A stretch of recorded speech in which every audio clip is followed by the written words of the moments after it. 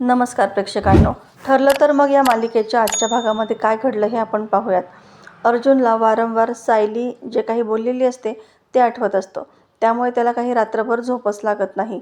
आता सायली जेव्हा जागी होते तेव्हा ती त्याला समजावते आणि अस्मिताचा इतका विचार करू नका असं ती बोलते. त्याला झोपवते, मात्र त्याचे डोक्यातील विचार काही थांबतच नसतात. आता जेव्हा सकाळ होते तेव्हा अर्जुन तिथेच खाली बसल्या बसल्या झोपलेला दिसतो. सायली पुन्हा त्याला उठवते आणि सांगते की तुम्ही अस्मिताताईंचा इतका विचार करू नका. त्यांच्यासोबत आपण कायम असणार आहोत. त्यामुळे त्यांना सचिन भाऊजींकडून कुठलाही धोका नसेल असं आपण पाहूयात. तेव्हा अर्जुन त्याच्याच विचारांमध्ये हरवलेला असतो. कारण दुसरंच असतं.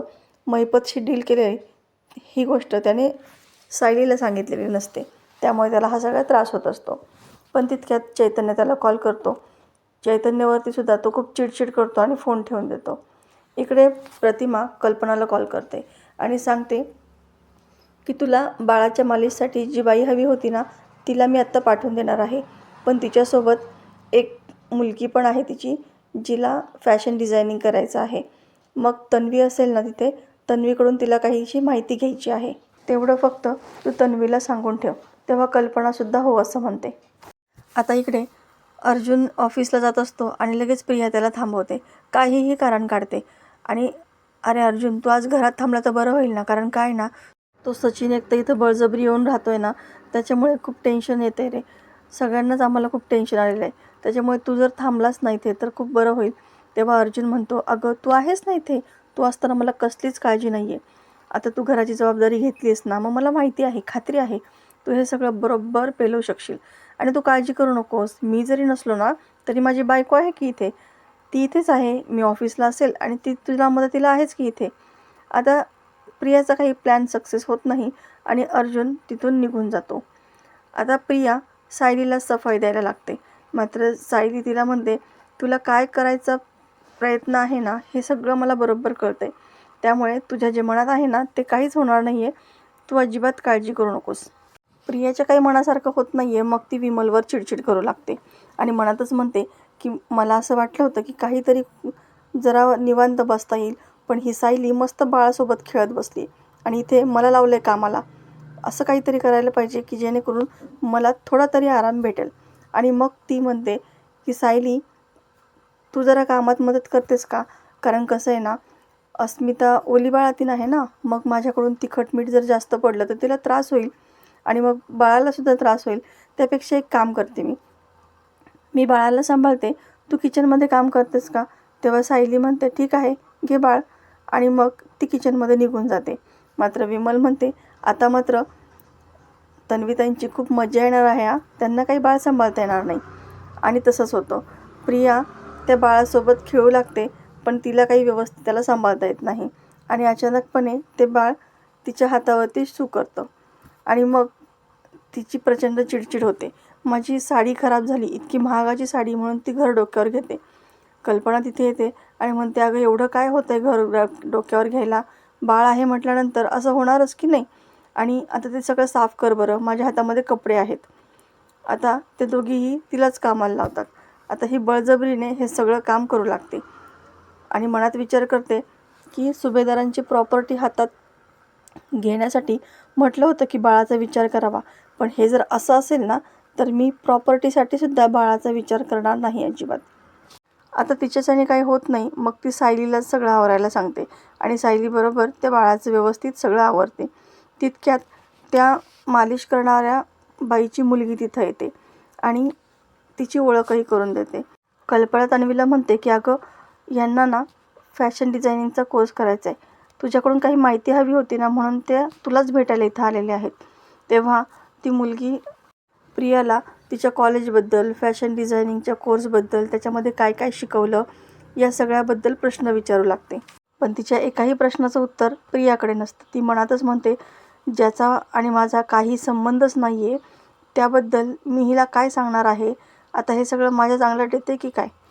आणि इकडे सायलीला तिच्या वागण्याचा संशय येतो की साधं कॉलेजबद्दल चौकशी करायची तर हिचा चेहरा इतका पांढरा का पडला आहे, इतकी का घाबरली आहे ही. आता ती मुलगी जे जे काही प्रश्न विचारत असते त्याची प्रिया फक्त वरचेवर उत्तर देत असते आणि शेवटी असं म्हणते की अगं, तू कशाला त्या कॉलेजला ॲडमिशन घेते, त्याची फी खूप आहे आणि तुला परवडणार नाही गं हे सगळं. ती मुलगी म्हणते, हो तेही खरंच आहे. सायली म्हणते, पण तुला शिकायची इच्छा आहे की नाही?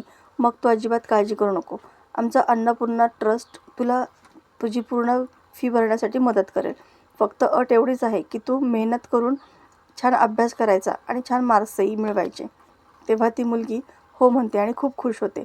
आता ती पुन्हा प्रियाला प्रश्न विचारायला जाते, पण प्रिया लगेच माझी साडी चेंज करायची आहे मला असं कारण सांगून तिथून पळ काढते. आणि तिच्या या सगळ्या वागण्याचा सायलीला संशय येतो. ती विचार करते की प्रिया तर नेहमीच खोटं बोलत आली आहे, मग तिने हिच्या प्रश्नांची उत्तरं का दिली नाही? कदाचित याबाबतीतसुद्धा ती खोटं बोलली असेल का? आता इकडे अर्जुन आणि चैतन्य दोघेही ऑफिसला येतात, जिथे त्यांना वंदना जाधव यांच्याबद्दल काही इन्फॉर्मेशन मिळायची असते. पण त्यांना काहीच माहिती मिळत नाही, कारण खूप वर्षापूर्वीची माहिती आत्ता त्यांच्याकडे काहीच नसते. आणि अर्जुन त्याच गोष्टीवरून त्यांच्याशी चिडतो आणि रागातच तिथून निघून जातो. पण चैतन्य सगळं सारवासारव करतो आणि अर्जुनच्या मागे निघून जातो. आता अर्जुनच्या गाडीसमोर नेमकी एक व्यक्ती बाईकवरती बोलत बसलेला असतो.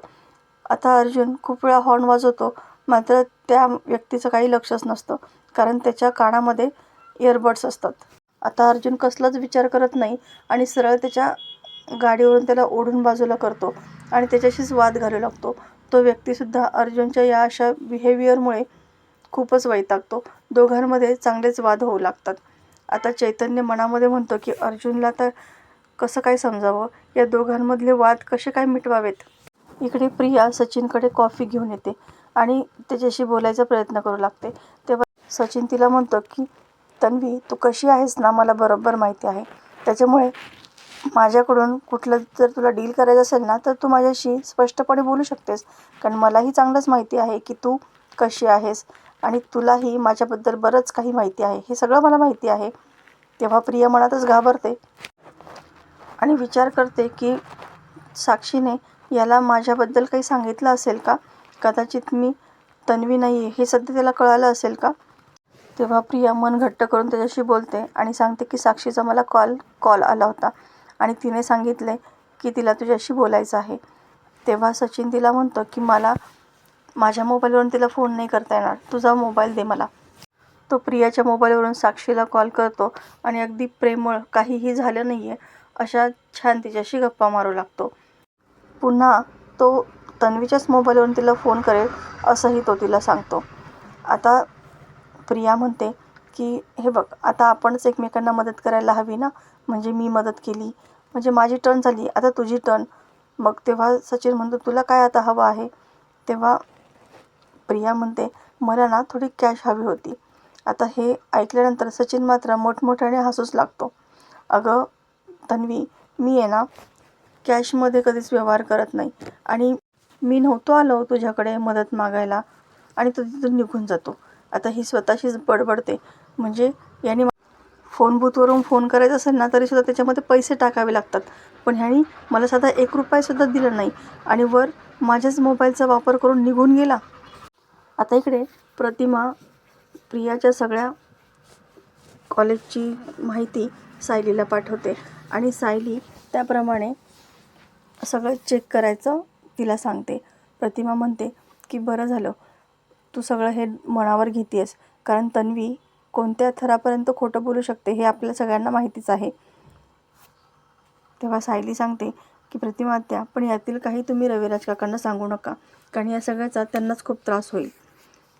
आता सायली त्या मोबाईलमध्ये असणारा तिचा रोल नंबर, ID कार्डवरील सगळी माहिती चेक करून पाहते, पण तिला कुठेच लिस्टमध्ये तिचं नाव दिसत नाही. तेव्हा तिला शंका येते की कदाचित प्रिया या कॉलेजमध्ये कधी गेलीच नाही का ती काय खोटं बोलतीये. म्हणजे यावरून तिचा संशय आता पक्का होत जातो आणि ती या सगळ्याच्या मुळाशी जायचं ठरवते. आता इकडे सायली आणि कल्पना दोघीही घराबाहेर बोलत असतात. त्याच वेळेस कल्पनाला प्रतापचा कॉल येतो आणि ती तिथून निघून जाते. तितक्यात सचिन तिथून जाताना सायलीला दिसतो आणि सायली त्याला प्रश्न विचारते की माझा अजूनही तुमच्या बोलण्यावरती विश्वास बसत नाही आहे. मला जरा सांगता का, साक्षी शिकरे आणि तुम्ही कधी आणि कसे भेटला होतात? तर प्रेक्षकांनो, येणाऱ्या भागामध्ये आपल्याला पाहायला मिळणार आहे की सायली प्रियाच्या कॉलेजला फोन करून विचारते आणि तिची माहिती काढायचा प्रयत्न करते. पण तिथून तिला समजतं की गेल्या 3 वर्षामध्ये प्रिया किल्लेदार या नावाची एकही व्यक्ती आमच्या कॉलेजमध्ये कधीच शिकायला नव्हती. आता मात्र सायलीला खूप मोठा धक्का बसलेला असतो आणि प्रिया कोणत्या लेवलपर्यंत खोटं बोलली आहे, त्यासाठी तिने रविराज काकांकडून खूप पैसेही उकळले असणार याचाही तिला अंदाज येतो. तर प्रेक्षकांनो, येणारा भाग अतिशय जबरदस्त पाहायला मिळणार आहे.